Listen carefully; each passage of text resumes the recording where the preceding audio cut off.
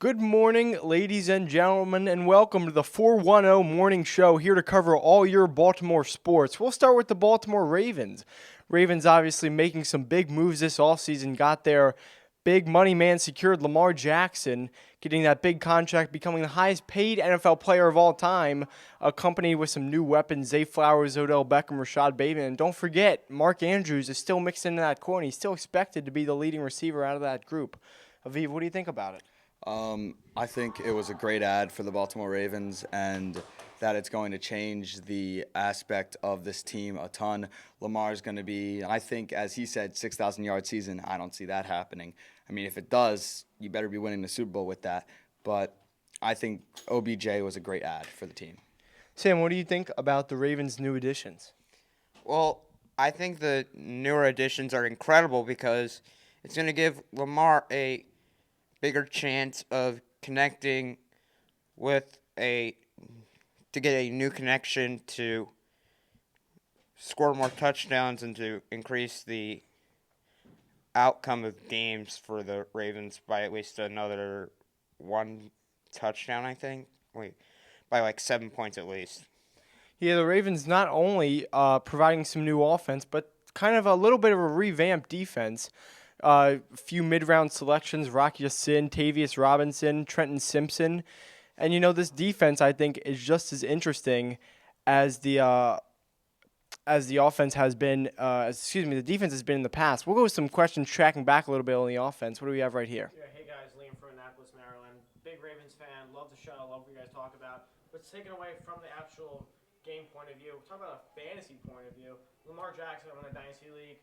Do I move all my picks from Lamar Jackson with the best offensive weapons he's had since going to Baltimore and a new offensive coordinator? Is it time to buy in? That's a very interesting question from a fantasy standpoint. What are you have any other options out there on the roster? It's looking really thin. My quarterback right now is Kirk Cousins, or running backs are Rashard White, younger running backs, receivers. But again, it's a big super flex league. And I think Lamar has a rushing ability and passing ability with Odell Beckham Jr., Rashad Bateman, Mark Andrews, Zay Flowers. Just want to know, non-biasedly, is he worth it? Top 5 quarterback in this fantasy league. Yeah, I think more of a fantasy guy here myself. I think Lamar's a great ad, and really you should do as much as you can to get him. We've never seen him in an offense like this.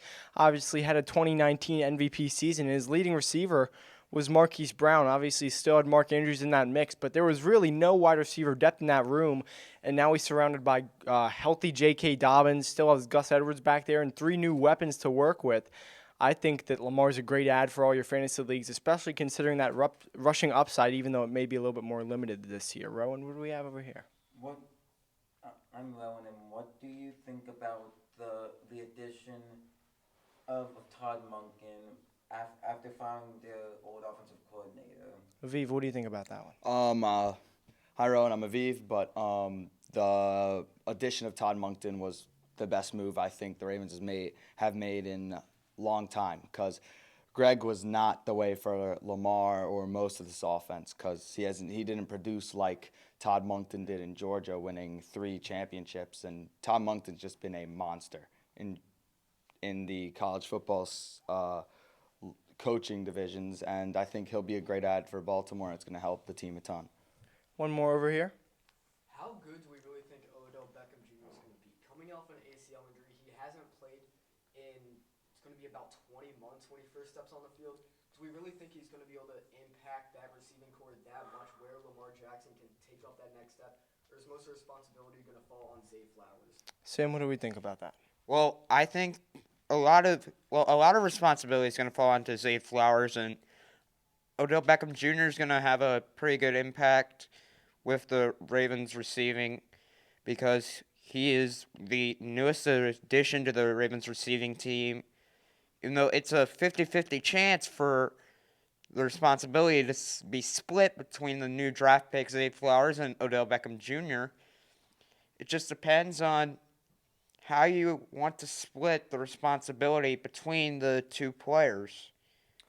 Yeah, this Ravens offense is looking to really take a big jump from where they were last year. Obviously, Ravens were in control of the AFC North Division until Lamar went down. Him staying healthy is going to be a big key this year. You know, we've seen how this offense can do with him, but without him, it's been a real struggle. Ravens playing around 500 football with Tyler Huntley in there. We've seen a few playoff collapses and late season collapses with Tyler Huntley in there at quarterback. We'll move on to the Baltimore Orioles, obviously one of the best teams in the American League right now, second in the AL East. I believe it is 5 games behind the leading Tampa Bay Rays. Aviv, what do you think we need to see from the Orioles for them to continue this path on contention? Going on this Orioles team, they've been playing outstanding recently. I mean, yes, they have 2 very mid games, but their moves that they've made with Jordan Westberg being called up, I see that being one of the best moves this season so far. And I also see, sadly, I don't want to see it happen, but it's going to happen most likely. Ryan Mountcastle, I do think, will be traded away to a different team, plus some prospects for a good starting pitcher. I think we have a question over here, actually. Yep, one over here. Yeah, guys, I know you're trying to head into the break, so I'll make it very quick. What do you see the ceiling being for the Baltimore Orioles this season? How far can they go? I think the ceiling at this point is a World Series win. We know that the Orioles are not currently fully where they want to be to contend to their maximum potential in this conference and in this division. But I think the Orioles making a few moves, obviously. You have the number 1 farm system in baseball. You have some guys that you can unload. And I really think that's what the Orioles are going to do. Mike Elias mentioned with Chris Russo on High Heat yesterday that he's preparing to be a buyer at this deadline. And like he said, you can never have too many players. So he wants some of these prospects to stick around. But it almost does seem like you have too many good players in the system. And the Orioles may need to unload a few of these guys to pick up. Obviously, we've seen the pitching be a problem. Need a 5th starter. Cole Irvin has not been holding it down too well at the back end of that starting rotation. And in middle relief and long relief for the Orioles, it hasn't been the greatest. Cionel Perez struggling. Unlike last season, Keegan Aiken has been had a rough go at things lately against the Mariners and this most recent series. So we'll see what the Orioles do to bolster their strengths at this deadline. And honestly, to answer your question, I think with the right moves, the Orioles can contend for a World Series. We've seen them do it so far with a bunch of young players with some added depth and veteran presence. I think they could go all the way, truly.